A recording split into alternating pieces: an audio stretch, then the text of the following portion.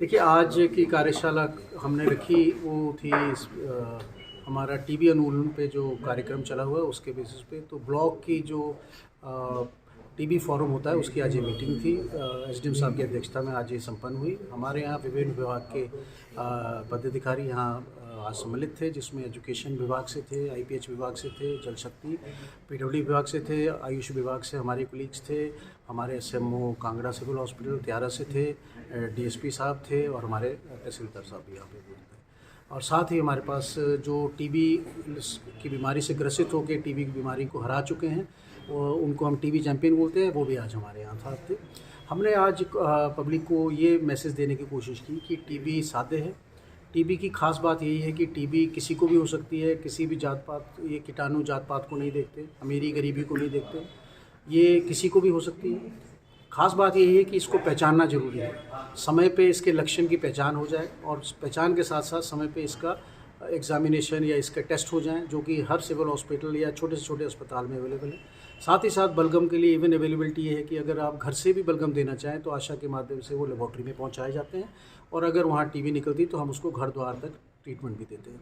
खास बात यह है कि टीबी समय पे दवाई ली जाए, पूरी दवाई 6 महीने का जो मिनिमम कोर्स होता है उसको लिया जाए और साथ ही साथ उसमें बैलेंस डाइट का सेवन किया जाए। परिवार में ना हो इसके लिए अपने जो खांसी जुखाम करते समय अपने बलगम को या मुंह को ढका जाए और बलगम को एक खास पात्र में डाला जाए जो कि ढका रहे और ट्रीटमेंट समय समय पे ली जाए।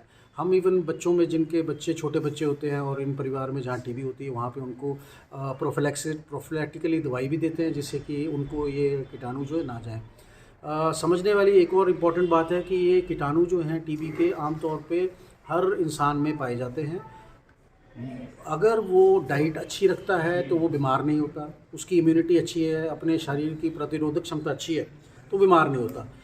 लेकिन जैसे ये क्षमता घटती है, चाहे वो किसी बीमारी के कारण हो, चाहे किसी और दवाई के कारण हो, चाहे वो स्ट्रेस के कारण हो, तो ये जो कीटाणु जो शरीर में होते हैं ये बीमारी का रूप ले लेते हैं और ये टीबी हो जाती है। समय पे ट्रीटमेंट होती है तो बिल्कुल ठीक हो जाती है, पूरी ट्रीटमेंट खाई जाए तो बिल्कुल ठीक होती है, ट्रीटमेंट के दौरान नशे का सेवन ना किया जाए तो बिल्कुल ठीक हो जाती है।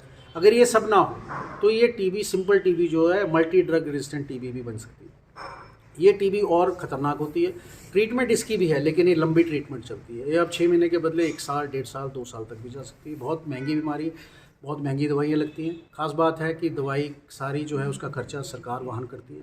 साथ ही साथ निक्षय पोषण योजना के अंदर हम हर साल, हर महीने उनको 500 रुपये के इसलिए भी देते हैं, बैंक ट्रांसफ़र है डायरेक्ट, कि वो अपने पोषण के लिए अपने आप पे खर्च कर सकें, न्यूट्रिशियस फ्रूट डाइट खा सकें, हाई प्रोटीन डाइट खा सकें।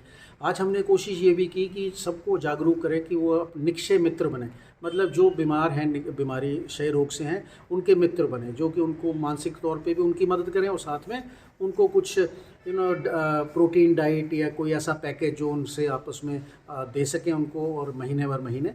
तो आज संयोगवश और अच्छा हुआ कि कई लोग हमारे सामने आए जिन्होंने इसके लिए एग्री किया और हम शॉर्टली उनको इस कनेक्शन में लेंगे। उनको सरकार की तरफ से एक सर्टिफिकेट भी इशू होगा कि वो इस मुहिम में सरकार के लिए तैयार हैं। हमारी कोशिश है कि इस बीमारी को हराया जाए और हम इसको आज हमने रिजॉल्व किया है कि टीबी हारेगा और कांगड़ा जीतेगा। इसी संकल्प से हम आगे भी कई और प्रोग्राम्स इसको करते रहेंगे। आप सब आए, धन्यवाद।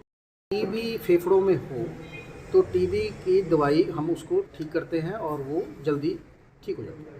अगर वो काफ़ी समय तक कीटाणु आ रहे तो वो एक विकार पैदा करती है टीबी लंग्स में, उसको हम बोलते हैं फाइब्रोसिस। मतलब जो टीबी इलास्टिक तरीके से मूव करती थी, हवा अंदर बाहर लेती है जो लंग्स, उसमें कई इलाकों पे वो पानी इकट्ठे होने या कीटाणु ज़्यादा होने के कारण फाइब्रोसिस हो जाती है। मतलब वो प्लास्टिसिटी टाइप, पहले इलास्टिक थी वो प्लास्टिक टाइप हो जाती है, तो उस इलाके में वो प्रॉब्लम आ जाती है। तो फिर डेफिनेटली उसको सांस लेने में प्रॉब्लम आ सकती है। ऐसा नहीं होगा कि सांस आएगा नहीं, लेकिन उसको नॉर्मल तेज ज़्यादा मेहनत करनी पड़ेगी। इसीलिए हम कह रहे हैं, आपके माध्यम से मैं इसीलिए स्ट्रेस कर रहा हूँ कि जैसे ही ये लक्षण हो इमीडिएटली अपना टेस्ट कराएं और अगर टीबी निकलती है तो दवाई का सेवन करें, दवाई रूटीनली खाएं, जैसे डॉक्टर बताते हैं वैसे खाएं और पूरा कोर्स करें। अगर ये सब होगा तो चांस ही नहीं है कि फाइब्रोसिस हो, चांस ही नहीं है जो आप कह रहे हैं वो। अगर ये सब नहीं करेंगे तो फिर ये चांस तो है ही है, साथ ही साथ टीबी फैलने का चांस भी है परिवार में, कम्युनिटी में, दोस्तों यारों में, और साथ ही साथ बच्चों में फैलेगा, कई जगह फैलेगा, और ये बीमारी एमडीआर का रूप ले सकती है। एमडीआर में भी कंट्रोल नहीं होगा तो एक्सडीआर का रूप, एक्सट्रीम ड्रग रेजिस्टेंट टीबी भी हो सकती है। तो टीबी साध्य है और टीबी को पहचानना जरूरी है। पहचानना बहुत आसान है। बलगम, जुखाम, खांसी, वजन घटना, भूख कम होना, शाम को रात को पसीना आना, बुखार चढ़ना, ये सब लक्षण है। सिंपल इन्फ्लुएंजा लाइक इलनेस, मतलब कि जो बुखार जुखाम नज़ला होता है, अगर वैसा ही हो, 2 हफ्ते से ज़्यादा हो, तो ज़रूर उसकी ट्रीटमेंट के लिए, उसके चेस्ट के लिए सरकारी अस्पतालों में ये सुविधा मुफ्त उपलब्ध है। ट्रीटमेंट भी उपलब्ध है, इन्वेस्टिगेशन भी उपलब्ध है। सिविल हॉस्पिटल और उससे ऊपर नैट की सुविधा, जो आप सीबी नेट सुनते हैं, मतलब कि अगर टीबी का एक कीटाणु या टीबी का चौथा हिस्से का कीटाणु भी अगर रहा, उसको भी पकड़ लिया जाता है।